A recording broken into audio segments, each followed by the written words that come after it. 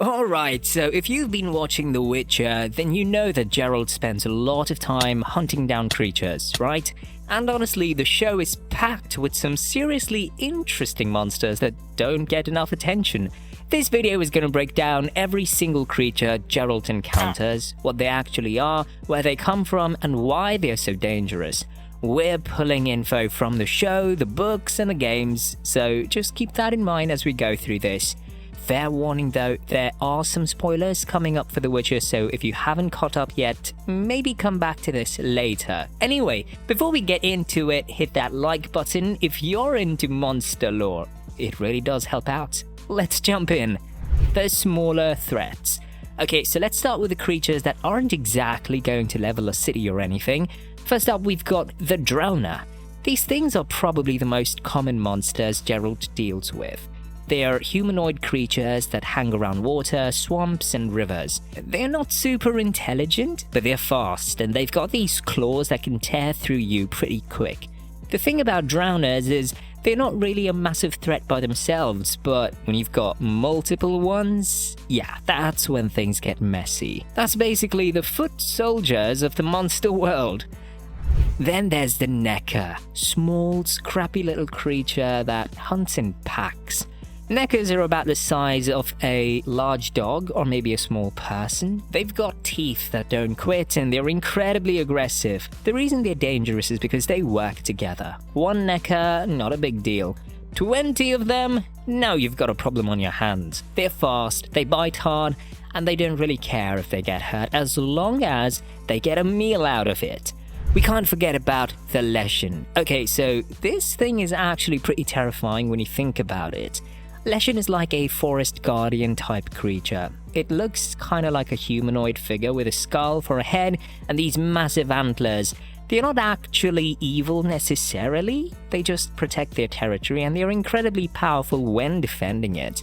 Leshens can control the animals around them, which is actually pretty cool and pretty terrifying at the same time. If you disturb their forest, they will absolutely end you. The more dangerous ones. Now, we're getting into creatures that are actually a serious threat. The Griffin is one of these. Griffins are big, heavily armored monsters that are incredibly hard to kill. They've got the body of an eagle and the lower body of a lion, which honestly makes them look absolutely terrifying. They're strong, they're smart, and they're really aggressive. Griffins are solitary creatures usually, which is actually kind of good news because if there were a pack of them running around, nobody would survive. Basilisk is next. This thing is basically a giant serpent that can move at a crazy speed. Its bite is venomous and one hit from this creature can straight up kill you. The crazy part is how agile it is despite its size. Basilisks are hunters that rely on ambush tactics, which means they're patient and intelligent. You don't want to be in the same space as one of these things without being seriously prepared. Wyverns are flying creatures that are just mean. They've got wings, claws, and they hunt from the air. What makes wyverns dangerous is the speed they have when they dive at you. They're smaller than some other monsters, but don't let that fool you. They're deadly and they're hard to hit when they're in the air. One-on-one, a wyvern is legitimately terrifying. The cursed and rare. Okay, so then we've got creatures that are actually cursed people, which is way darker when you think about it. The Striga is probably the most famous one. The Striga is a human that's been twisted into a monster by some kind of curse. The one we see in the show was cursed before she was even born because of her father's actions. Strigas are incredibly powerful, faster and stronger than normal humans by a huge margin. They hunt at night, usually only during full moons, and they're basically unstoppable in combat. The interesting part though is that you can actually break the curse under the right circumstances. If you keep them away from their safe place before sunrise, the curse breaks and they become human again. But getting them to that point? Yeah, good luck with that. Doppler is another cursed type creature. Actually, wait, they're not cursed exactly, but they're supernatural. Dopplers are shapeshifters that can mimic pretty much anyone.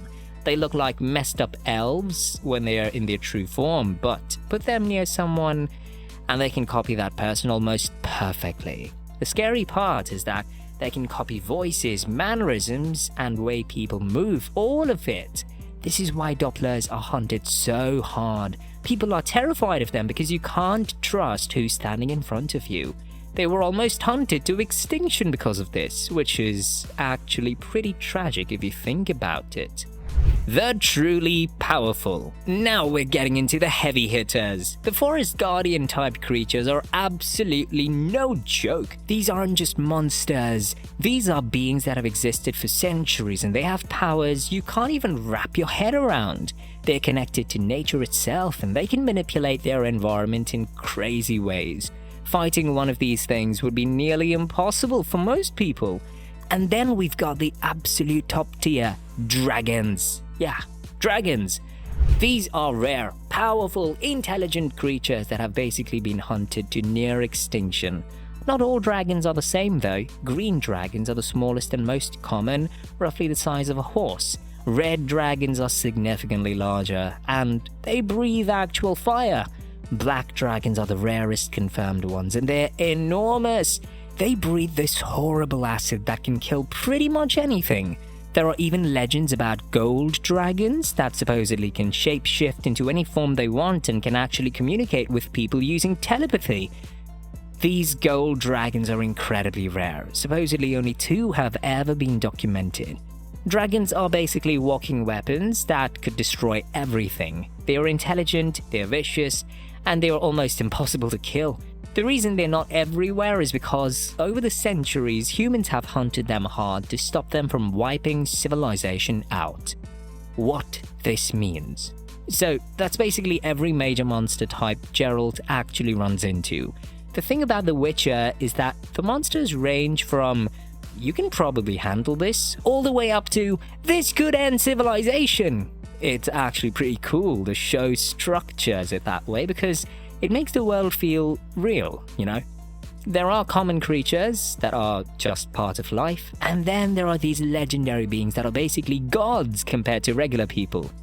Honestly, I'm hoping we see more variety in the next season. It'll be amazing to see more creatures that are actually interesting, maybe some that aren't just trying to kill Geralt on sight. The Monster Hunter's code is interesting because it means certain creatures are protected, which is a cool moral grey area. Anyway, if you learned something cool here, you know what to do. Subscribe if you want more Witcher lore breakdowns. Drop a comment if I missed anything or got something wrong. And thanks for watching, seriously. This has been your Monster Deep Dive, and honestly, monsters just hit different when you actually understand them.